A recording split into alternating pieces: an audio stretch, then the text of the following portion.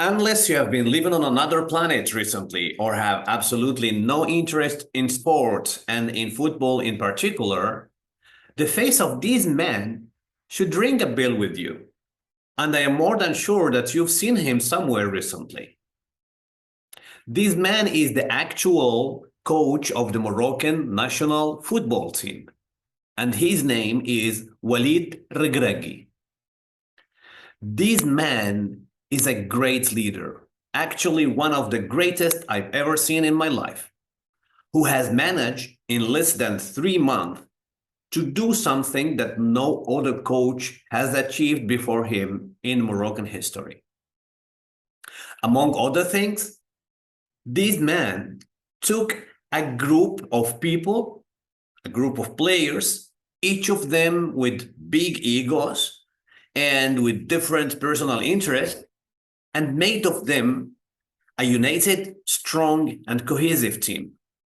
He also managed to fill their hearts with love for the country and with desire to win and show the world what they are actually capable of.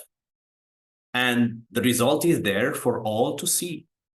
I firmly believe that this guy deserves to have his style taught to future generations of leaders in universities, business, leadership schools. And I believe he deserves to have a leadership model of his own.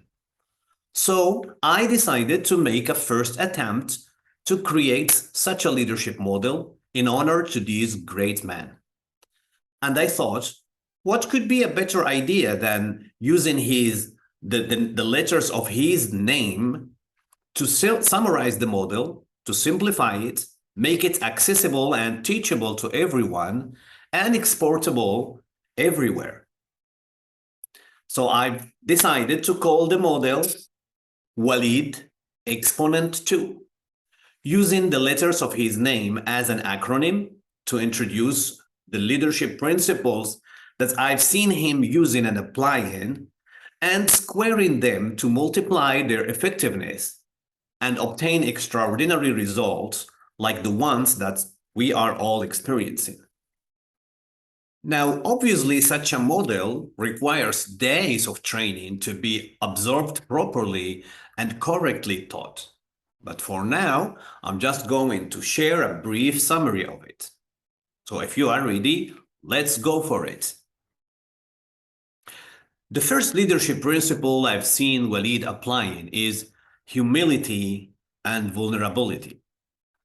That's a leadership principle that is absolutely paramount and essential nowadays. And I have already talked about it in a previous video. Walid embodies this principle to perfection. Look how he puts himself in a humble, lower posture in front of everyone. He even calls himself avocado head, ras l'avocat in Arabic. He lets the players touch his bald head. He doesn't pretend to have all the solutions. He recognizes that he can make mistakes, and the list is long, right? But does this behavior show him as a weak leader? Absolutely not. That even makes him look as a very confident person and in perfect control of the situation. Second leadership principle, humor. In all his press conferences or conversations, there is always a lot of jokes and laughter. And this is the same way he treats his players.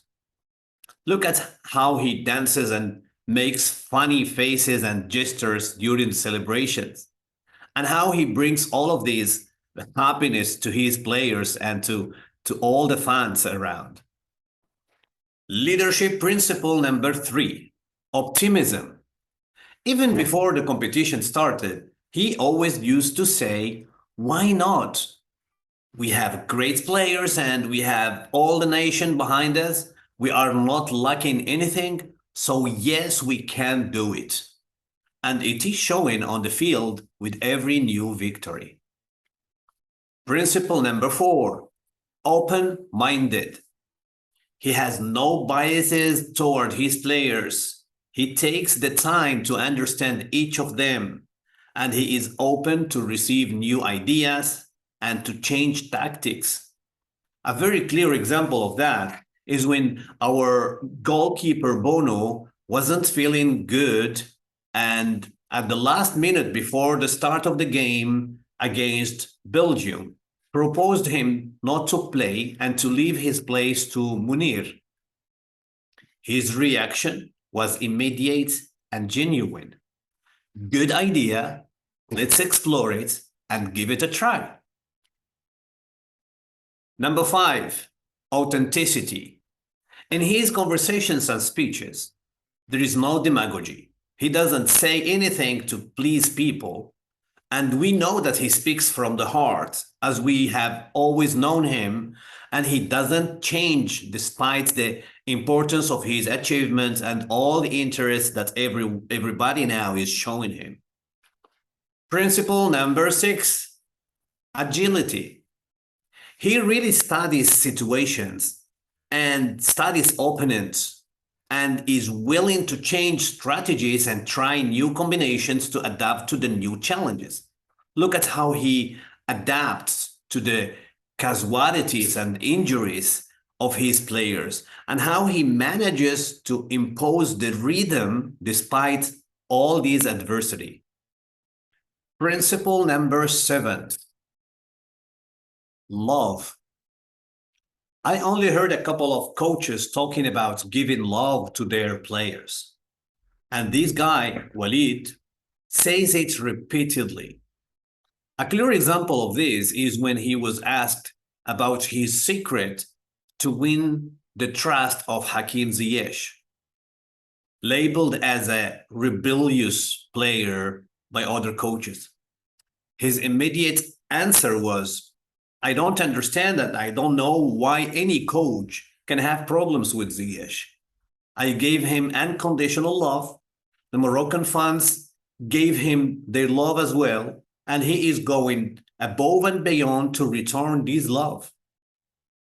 I personally have never heard about love as a principle of leadership. This is a big game changer, and I find it absolutely amazing. Number 8, listening. When you see him talking to the players and to the staff members, you can notice how concentrated he is and how he puts his absolute attention and focus on them, and how he makes it clear that all their ideas, both on and off the field, are listened to, examined, and valued. 9, inclusion. We've seen how inclusive Walid is, making sure that no player is treated as the black sheep of the team, defending them, and not letting him be excluded in any way. We have also seen how he managed for the players' families to be included in the team celebrations and successes. And these are just 2 examples of many. Number 10, intentionality. From the very beginning, Walid never stopped talking about the importance of Nia. Nia being pure intention. He always insisted on the power of intention. He always said that Nia could make the difference. We all know it's right. We all know it's true, but it took Walid to come and to remind it to us with fact. We've seen it, and we are continuing to see it working in every game. Principle number 11, drive. I think you've all heard and seen the crowd repeating.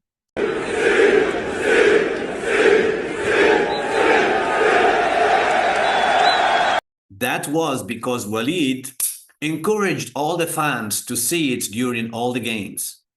That 3-letter word represents the whole Walid philosophy. It works as the fuel and the compass at the same time. It offers the direction and the energy that the team needs to keep going and giving the best of themselves. And last but not least, principle number 12. A lot of things could be included with the letter D. We could talk about decisiveness, determination, devotion, dynamism. All of them are present in Walid's style. But I'm going to choose delegation. A great example of that is when they had to choose the players who are going to be in charge of shooting the penalties against Spain. When the players were asked what was Walid's strategy to choose the players simply said there was no specific strategy. Walid just trusted us to make the decision, and he let us take care of the whole process. And it worked. As I said, my friends, all these leadership principles deserve days and days to dig into them in depth and to study them with practical examples. This was just a summary, but I hope that I have been able to give you an idea of this magnificent leadership style, and also that I have been able to pay a small tribute to this great man, this great leader, who is bringing so much joy to all of us. Thank you so much, Dima Maghrib, and